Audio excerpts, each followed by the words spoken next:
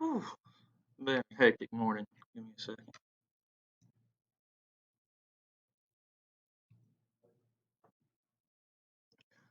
Welcome to History by Phillips. I'm Mr. Phillips. This week we'll be looking at the Jefferson era. Just a little bit of a recap. Last time we talked about George Washington, John Adams' presidency. Once again, George Washington, he derived that fame from the French and Indian War and the American Revolution. Everybody loved George Washington, other than Ben Franklin.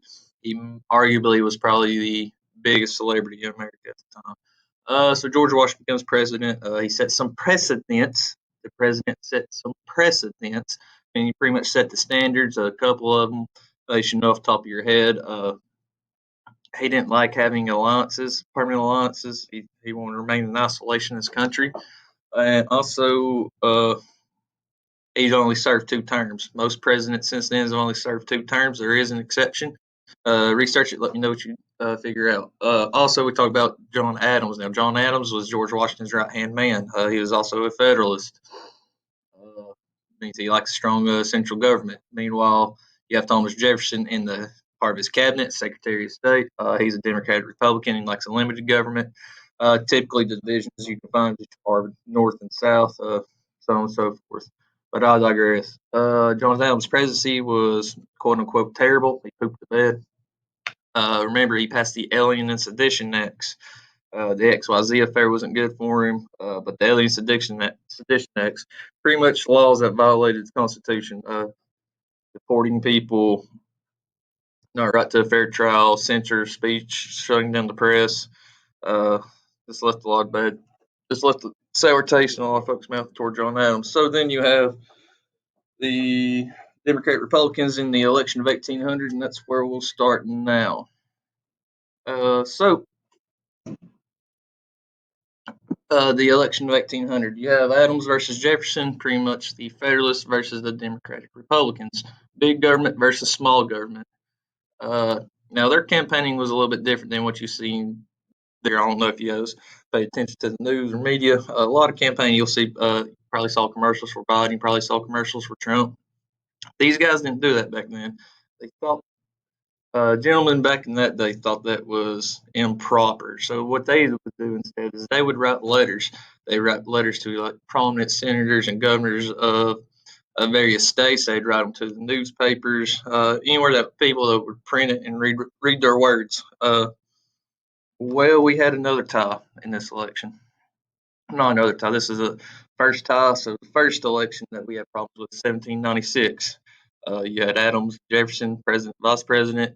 Well, we have a tie right here again. Well, because of them two uh, elections, we get the 11th and 12th Amendment. Because of this election, we'll have the 12th Amendment. Pretty much saying all the electors will only cast their vote or vote for one president.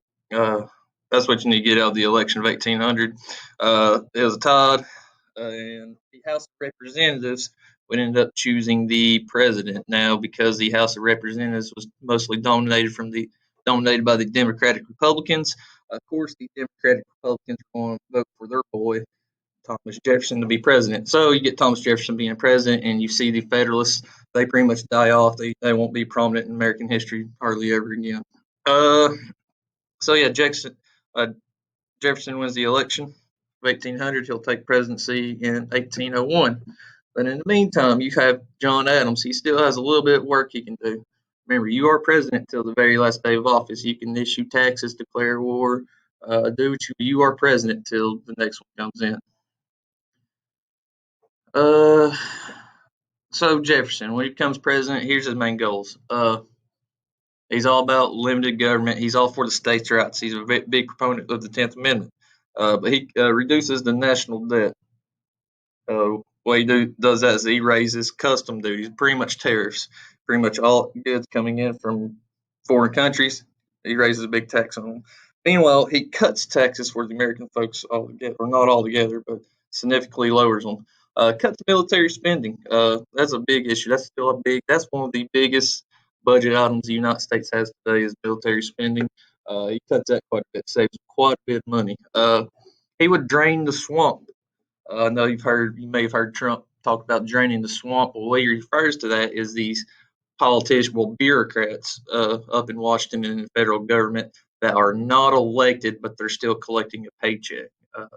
Now, there's a need for some bureaucrats, but the way Jefferson viewed it was the elite class was getting too big and they was taking care of each other too much. So they give their buddy a nice, comfy job in government, or their brother or sister, so on and so forth.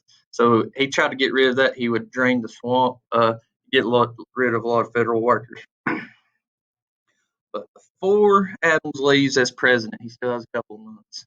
He decides to pack the Supreme Court, or put pretty much a Federalist leaning person in the Supreme Court. You can kind of see this with what happened a couple of weeks ago with Donald Trump and Amy Barrett. Trump was come to the end of his first term as president, so he decided to nominate the Supreme Court justice before, in case anything might happen in this election. The reason why he did that is because he's conservative, so is Amy Barrett, pretty much conservative views. So they're hoping to make the Supreme Court kind of a conservative uh, oh, pardon me. Let me get some coffee here. That he's hoping to maintain control of that branch of government. Well, same thing with the Federalists back then. Adams knows he is on the way out, so he decides to pack the court with a bunch of these Federalist judges. Uh, so the way that happens is John Adams would write down on a piece of paper, like, "Hey, I want these people to get appointed." Then somebody delivers these appointments to these judges, and they get their job. Well, as soon as Thomas Jefferson takes over, he stops that immediately. He's like, "Nope, we're not doing that no more." This would cause some controversy in the Supreme Court, but it also lead to one of our uh, first Supreme Court rulings. So let's take a look at that. So Supreme Court. Oop. So not all of John Adams, not all of his boys got their appointment. One in particular was William Marbury. William Marbury's of Maryland, I do believe. So when Jefferson came in, he saw these invitations to become Supreme Court justice or justice in another court. He stopped it. Well, this guy got upset. This man's argument would be John Adams wrote my appointment, and it was uh, Jefferson's job to deliver it. Not Jefferson in particular, it was actually Madison, Secretary of, I do believe State. I'm not for sure on that, but I believe Madison, Secretary of State.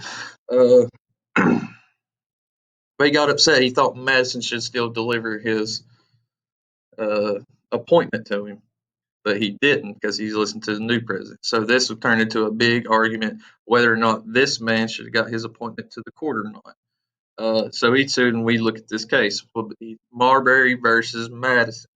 So let's see what Marbury versus Madison. They ruled in favor of Madison. They said, Marbury, sorry, can't do it. Nothing you can do about it. Basically, we get three things that come from this court ruling, Marbury versus Madison. The Constitution is supreme law of the land, no matter what. It's top dog. Don't matter what the state government say. Don't matter what a bunch of states get together and say. This Constitution is the supreme law of the land. And if there is a conflict between a state law and the Constitution will ride over it. And lastly, but not least, this is the most important one.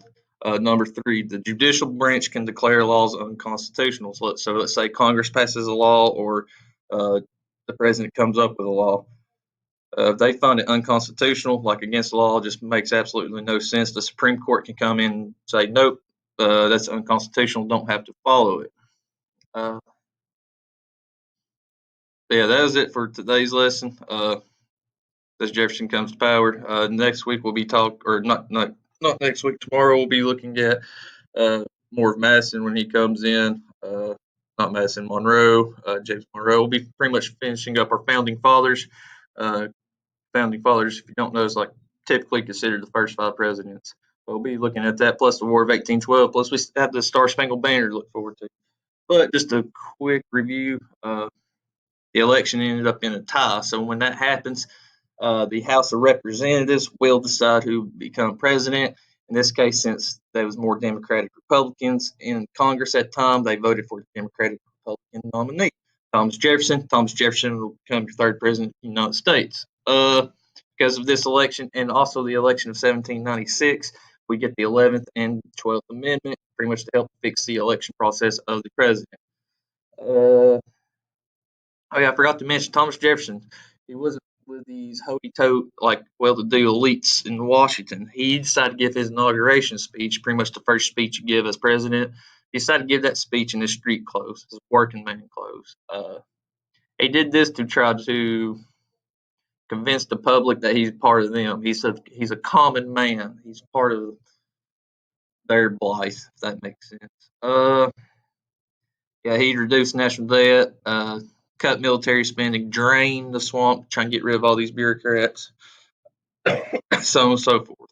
But the issue he had to deal with, starting right off the gate, was when John Adams, you kind of think of as a sore loser, I guess, but he knew he wasn't going to be president coming back up, so he decided to pack all the courts with all these Federalist judges, not federal, Federalist. Remember that political party, Federalist.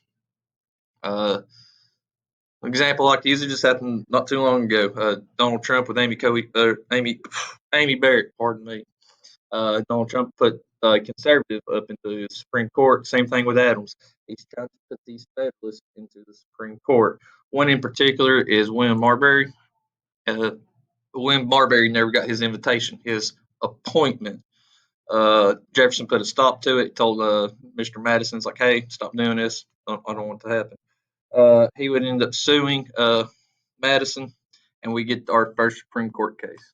Or in this case, was Marbury versus Madison.